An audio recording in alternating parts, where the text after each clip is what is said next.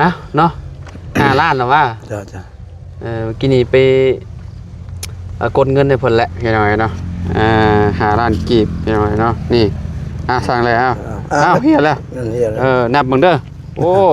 จะน้อยว่าบ่ครบได้หาโอ้งานเข้าได้นี่ยันคัดตัวนี้นับมึงกันเนาะพี่น้อยเนาะยังเหลืออยู่25บัดนี้เนาะแรกๆก็สตาร์ทกับเพิ่นก็เพราะว่าบ่มีเงินให้ทางอ้ายๆเพิ่นซื้ออาหารการกินว่าซั่น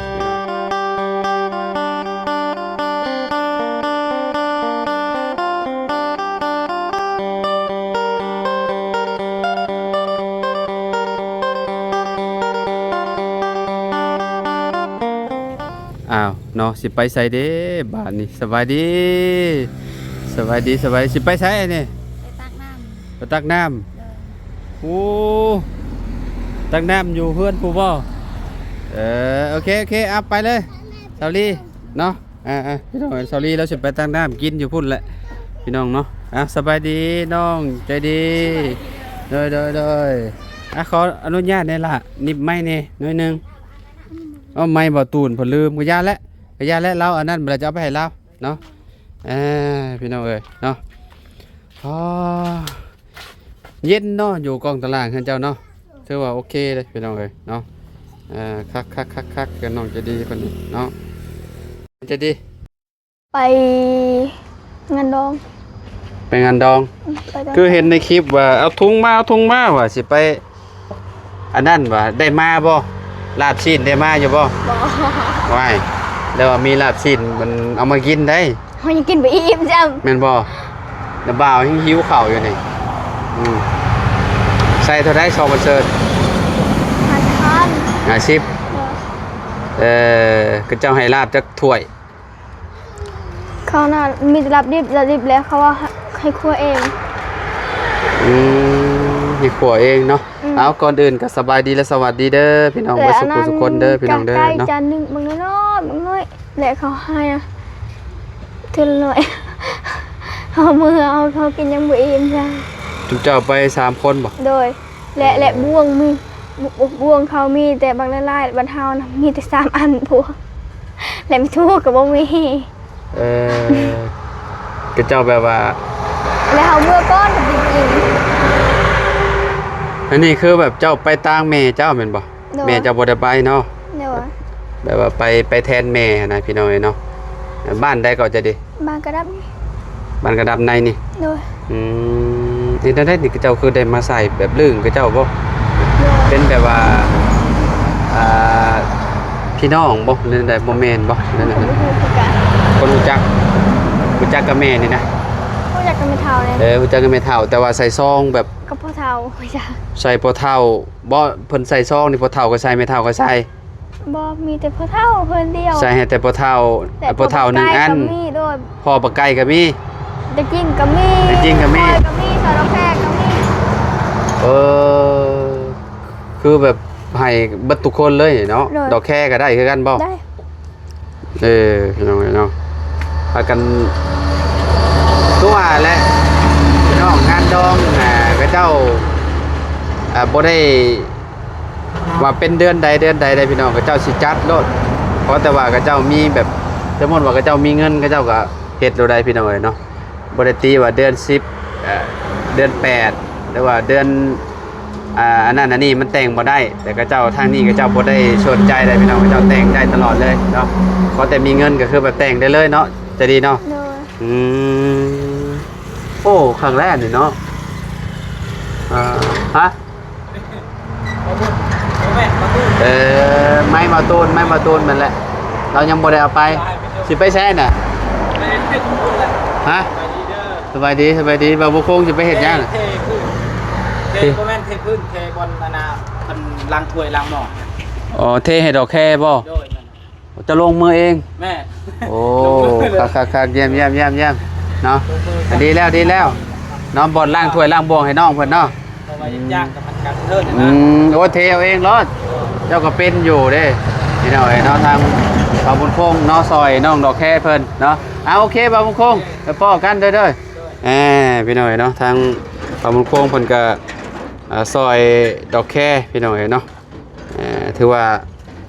ก็เป็นอีกท่านหนึ่งเนาะที่กำลังมาแห้งบ่าวบุญคงซอยน้องดอกแค่นี่คือผู้ใหญ่ทั้งเพิ่นเนาะซอยมาหลายอย่างพอสมควรบ่สิเป็นห้องน้ำเรื่องไฟเขาเฮือนพัดลมแล้วก็อีกอย่างอีกอันตู้เย็นได้ใช้หรือบ่ดอกแค่เมื่อได้ไฟมา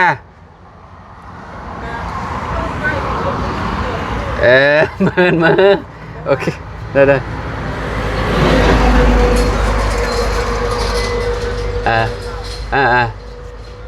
โอเคจะหน่อยก็ได้ใส่แล้วพี่น้อยเนาะก็ดีใจนำดอกแค่เพิ่นเนาะเพิ่นก็จะได้ใส่ไฟเต็มโตแล้วพี่น้อยเนาะทางยังเหลือแต่น้องจะดีเพิ่นได้แล้วพี่น้อยเนาะแบบว่าก็ใส่โซลาร์เซลล์ไปก่อนเนาะ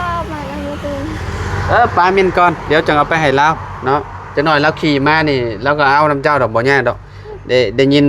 ว่าสิไปบ้านน้องป๊อปอยู่ว่าซั่นเนาะทางเบาตูดมันก็ได้พี่น้องเอ้ยเนาะทางใจดีกับโอ้ยเนาะมื้อนี้ไปกินข้าวอยู่งานดองกับบ่คุ้มซ้ำว่าซั่นคุ้มอยู่บ่จ่ายเงินไป50,000ฮะเอาเงินนำไผใส่ซองเงินตัวเองบ่เงินเขาอันนั้นตอนเขาปลูกแคนนั่นเลยอยู่ทางนี้ยังใครเด้ใส่50,000ก็ยังได้อยู่เนาะบ่ได้รวมผูกแขนหรอว่าผูกแขนอยู่บ่พระเจ้าผูกแขนอยู่บ่อันแต่งงานนี่คือว่าบ่ได้ผูกคือแบบเอาไปแล้วเอาไปส่งซองแล้วเอากลับมาเนาะกินข้าวกินหยังแล้วกลับมาเนาะกินน้ำแบบนี้เลยนี่เนาะแล้วขึ้นเมียนอยู่เทิงบ่โดยเนาะน้องกับเมื่อวานนี่เนาะบ่ได้ถ่ายทางน้องใจดีเพิ่นพี่น้องเมื่อวานนี่ออกกล้องกับข่อยอยู่บ่ฮะบ่ได้ออกที่เนาะบ่ได้ออกเมื่อวานนี่เนาะมื้อนี้ถือเพิ่นอยู่เฮือนพอดีพี่น้องเนาะบ่ได้ไปหาหน่อไม้เนาะจะดีเนาะมื้อใดสิไปหาหน่อไม้น้ำมูมาหน้าก่อนเนาะให้น้ำไม้เกิดหลายๆให้น้ำไม้เกิดหลายๆก่อนเนาะเพื่อนน้องเพิ่นก็เนาะถือว่าสะอาดพี่น้องเนาะเพื่อนน้องอาจจะดีเพิ่นถือว่าหน้าบ้านก็มีต้นบางยมถือว่าคักมีคนนิยมชมชอบพี่น้องนะถือว่าเป็นการดีแล้วเนาะโอเคเนาะเดี๋ยวทางสร้างใหญ่เพิ่นเนาะทางสร้างแหละเนาะทางทีมงานเพิ่นนั่นแหละเนาะเพิ่นว่าเพิ่นจะได้เงินว่าซั่นจะเบิกเงินก่อนว่าซั่นพอดีว่าบ่มีเงินซื้อกินว่าซั่นเที่ยวไปเที่ยวมาพี่น้องเนาะเพราะว่ามันก็ค่อนข้างสิไกลอยู่บ้านเก่งหลวงในบ่ได้พี่น้องบ้านสร้างแหละเพิ่นน่ะเนาะเพิ่นก็เลยเบิกเงินก่อน5ล้านเพิ่นว่าเนาะแต่ยังเหลืออยู่25ล้านกีบอันนี้พี่น้องเนาะถ่ายคลิปเป็นหลักฐานแหละบ่ยากดอกพี่น้องเนาะบาง FC หลายคนเพิ่นก็อยากให้จดให้แต้มเมียนเนาะก็เบิ่งในคลิปได้แหละพี่น้องเนาะเฮาก็นี่ถ่ายคลิปเป็นหลักฐานเฮาก็มอบเงินให้เพิ่นก็เนาะเฮาก็มาเบิ่งคลิปย้อนหลังก็ได้เฮาก็สิจดไว้ในโทรศัพท์นำพี่น้องเนาะเพื่อกันลืมหั่นน่ะเนาะFC เพิ่นก็เตือนมาก็ดีคือกันเนาะขอบคุณหลายๆเด้อพี่น้องเด้อเนาะก็สิจดเมียนก่อนเนาะหลังจากที่มอบเงินมอบคำให้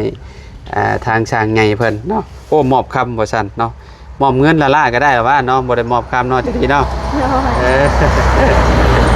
โอเคเดี๋ยวอันน่ะบ่าวไปหาสร้างแหล่ก็เด้อไปเอาเงินให้เพิ่นก็ได้ล่ะเด้อเดี๋ยวจังว่ากันใหม่พี่น้อยเนาะมาขอไม้เดี๋ยวจะดีเด้อมาพี่น้อยเนาะมาหาทางสร้างแหล่เพิ่นก่อนเนาะรอบ2พี่น้อยเนาะคือพักอีกเลยสบายดีเด้อไอเด้อเนาะฮะมือแห้งเลยขออนุญาตหน่อยเนาะมือเบิ่งโมงดู5 โมงเลยเมื่อยเนาะแต่ว่าแล้วเบิดมื้อเบิดเว้นเนาะไปก็กินข้าวกับยังมื้อนี่ซื้อซีนหมูมาแบบมาเฮ็ดแบบใดกินเอาลวกนะต้มน้ำให้จมซอยแถวบ้านดงนี่เด้บ่อึดกับข้าวทางอาหารอารมณ์ดีก็มีอันฝากนี่นะแบบอยากกินลวกซีนลวกหยังก็ สร้างเพิ่นได้เป็นพวกลาบพวกหยังเด้สมมุติว่าซุมเจ้าอยากหันน่ะ เราต้องเว้นไปก็จะหิวแล้วกี่คันจะไปซื้อมาแล้ว ซื้อมาแล้วเนาะสำเร็จรูปแล้วเนาะ แม่น สำเร็จรูปก็มีเป็นพวกทอดหมูทอดหยังบ่มักบ่ โอ้มันบ่ไปบ่มักแนวกินเด้อ แต่เฮากินของมื้อซีนเนาะบ่ปานใดเฮาเป็นพวกซีนงัวซีนหยังเนาะเอ้ยกินอยู่เล็กน้อยหั่นน่ะบ่ค่อยเพราะว่ากินดุเลยหั่นน่ะพี่น้อยเนาะคือแบบแต่ละมื้อตื่นมาแล้วกินซีนงัวลวกซีนงัวตลอดหั่นน่ะของมื้อนี่ให้กินอยู่ดำน้อยๆหั่นแหละก็บ่หลายดอกอย่ากินผักพุ่นหลายกว่า เนาะ เป็นผักกูดผักหยังหั่นน่ะตัวที่ว่ามันหายากนะแบบผักตัวนี้มันสิแซ่บได้ในบ้านทุกเจ้ามันหลายอยู่เนาะแถว พอได้อยู่บ่ได้กิน แถวบ้านน้องปูนาน่ะเห็น ได้ เรา เท่า มั นั้น นแต่บ้าน ไปหาขายอยู่พี่น้องเนาะ พอได้แถวบ้านเขานั่น อืม ผักกูด เรื่องอาหารการกินมันก็คือว่าแหละคนดุก็ได้กินเนาะเป็นพวกพังเนาะลงห้วยลงห้องเนาะ พอได้กิน แถวแบบว่าปลากูดมันมักอยู่แบบว่า แถวห้วยเลย แถวห้วยเนาะ แถวห้วยอันแบบห้วยน้อยๆแน่ๆแหละพี่น้องเคยไปเก็บอยู่เทื่อหนึง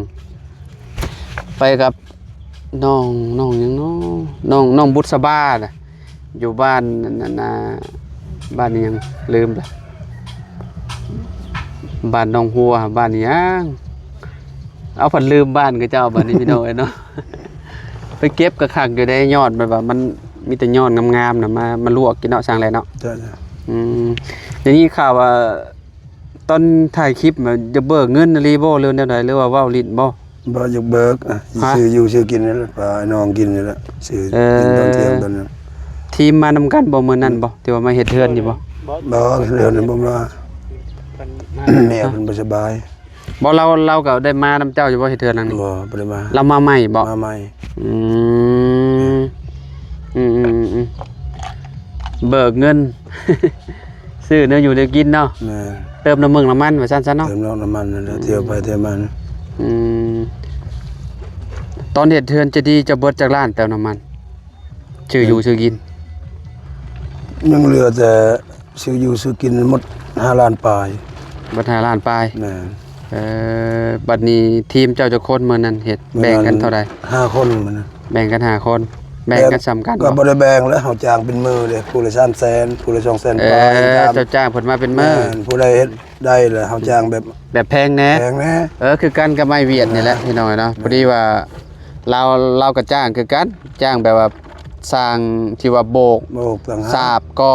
ตั้งหากหั่นน่ะ จ้างไว้จ้างแบบ แล้วก็สิจ้างมื้อละ300,000 400,000 500,000คือสร้างแหล่ว่าหั่นแหละพี่น้อยเนาะจ้างเป็นมื้อเอาเนาะ จ้างเป็นมือเอา โอ้โดยแต่ว่าสร้างจันทร์นี่แบ่งสำคัญ สำคัญ เพราะว่าสร้างคือกันเด้เนาะ สร้างกัน แต่รอบนี้ก็เฮ็ดนํกันอีกคือเก่าเนาะ คือเขา แต่ว่ามื้อนี้หาแบ่งเฮ็ดกันอยู่พุ่นเนาะเฮือนหลังเก่าหรือว่าเฮือนดินหรือว่า เฮือนเก่าแล้วสิมื้ออื่นจบแล้วมื้ออื่น เอาบ่ได้ทราบบ่ บ่ทราบยังตาเงินเขาออกก่อนเงินเขาทันได้ออกเลยบ่ อ๋อ มี เงินเขาออกเขาจ้างอันนั้น จ้างต่ออีก ซุมลาวนี่ได้สับมื้อคือกันบ่ เป็นมือ จ้างมื้อเท่าใดจ้างจุเพิ่น มือ200,000ปลาย 250,000ได้บ่ แม่น อืมอ่า เอาเข้าครั้งแรกเลยเบิ่งแบบผลงานเขาเฮ็ด เบิ่ง ต่อ ผล ไป งาน แล้ว ก่อน ก็ เนาะ เพิ่มไปอีก ซุมลาวเคยเฮ็ดงานอยู่ไสซะ ก็เฮ็ดนำกันนำคอยนี่แหละแต่ก่อนมา เออ แม่น อ่า อันนี้แต่ว่าสร้างจันทร์บ่ทันได้เห็นผลงานเขาเด้ อืม เห็นบ่ โดยเนาะ เพิ่มกันเห็นนั่นให้น้องคอยเลยคอยยังเอาขึ้นก็ยาก อืม คอยหมู่ครูไปเห็นดีนั่นแหละ แม่นแล้ว ไปนำกัน เราเฮ็ดหยังซะตอนแรกๆเฮ็ดให้เฮ็ดชวนคือกันเนาะติแล้วบ่ให้ แล้วเลย แล้วเนาะ คอยชวน เสียหญ้า เขาคาเวียก เสียหญ้าเข่าแล้วเนาะ แม่ หญ้ามันเนาะยามนี้นะพี่น้องเอ้ยเนาะอ่ะเนาะ5ล้านแล้วว่า จ้ะ กินนี่ไปกดเงินให้เพิ่นแหละพี่น้องเอ้ยเนาะ5ล้านกีบพี่น้องเอ้ยเนาะนี่สั่งเลยอ้าวเฮียแล้ว นั่นเฮียแล้ว นับเบิ่งเด้อโอ้จะน้อยว่าบ่ครบได้หาโอ้งานเข้าได้นี่ยันคัดตัวนี้ ตัวนี้แหละ นับเบิ่งกันเนาะพี่น้องเอ้ยเนาะยังเหลืออยู่25บัดนี้เนาะแรกๆก็สตาร์ทกับเพิ่นก็เพราะว่าบ่มีเงินให้ทางอ้ายๆเพิ่นซื้ออาหารการกินว่าซั่นพี่น้องเอ้ยเนาะก็เบิกได้เนาะ นี่แหละยังเรือโบราณบันไดกบไม้กบตอกก็ได้นะมื้ออื่นนี่กบเสามื้ออื่นนี่ลุยกบเสาเลยเนาะไงเฮาไว้ใจได้เลยเรื่องเฮ็ดอันเฮือนพี่น้องเนาะเฮือนใหม่นี่ถือว่าผ่านงานรอบนี้นี่สิคือสิเน้นกว่าเก่าอยู่เฮือนน้องเลี้ยง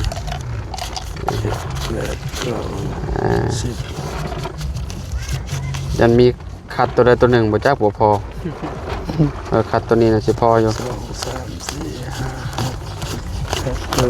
ครบแล้ว โอเคครบเนาะ ขอบใจ จีบขอบใจคือกันเนาะมื้ออื่นจังเจอกันอีกพี่น้องเนาะมาเบิ่งช้างเพิ่นกบเสาเนาะบ่ฮู้ว่าต้นเสาสิเป็นจังไดเด้อพี่น้องเด้อ ว่าให้ต้นเสานั่น ก็เบิ่ง จาก ก่ มั อน น สิบิด เนาะ จากมันสิคดนะครับ กะยาและเนาะ ได้ ไม่เฮาบ่ได้ซื้อเด้พี่น้องเนาะคันว่าเฮาซื้อก็ยังว่ากันอีกเทื่อนึงพี่น้องเนาะอันนี้ไม่ประตูเราจ้างกับเจ้าตอนนั้นน่ะจ้างกับเจ้าเฮ็ดต้น120,000แล้ววะ เส้นเสา บ่แพงปานใดตะกี้เนาะแต่ก็แพงก็เล่นเนาะเป็นเงินตะกี้เนาะ ตะกี้เนี่ยก็แพง เพราะว่าช่วงเงินบ่เพ้อนะพี่น้องเอ้ยเนาะก็แบบเป็นเงิน 10,000 20,000นี่ก็โอ้คุณค่าหลายและแพงแหละพี่น้องเอ้ยเนาะโอเคจ้ะเฮาไปปลาแล้วอยู่ดีมีแฮงขอบใจหลายๆเนาะมอบเงินให้ทางช่างแหล่เพิ่นเด้อไปเลยเด้อช่างเด้อไปเด้ออ้ายเด้อเด้อว่าพ่อกันเนาะพี่น้องเอ้ยเนาะทางช่างแหล่เพิ่นเบิกเงินพี่น้องเอ้ยเนาะเฮาก็เอาเงินมาให้เพิ่นเนาะประมาณนี้พี่น้องเอ้ยเนาะเอาพอๆกันคลิปหน้าคลิปในเด้อพี่น้องเด้อผู้ปอโตผลก็สิมาแล้วเนาะสงสัยตกทางอื่นแล้วนี่พี่น้องแต่ว่าอยู่บ้านเฮาบ่จักนี่เนาะมืดดำคักกะลีพี่น้องเอ้ยเนาะเอาโอเคพี่น้องพอๆกันเนาะเทื่อหน้าเทื่อในไปเด้อพี่น้องเด้อสำหรับคลิปนี้เนาะขอตัวแล้วพี่น้องขอบคุณหลายๆที่มารับชมคลิปเด้อสำหรับคลิปนี้ไปแล้วสบายดีพอกันใหม่พี่น้องโดย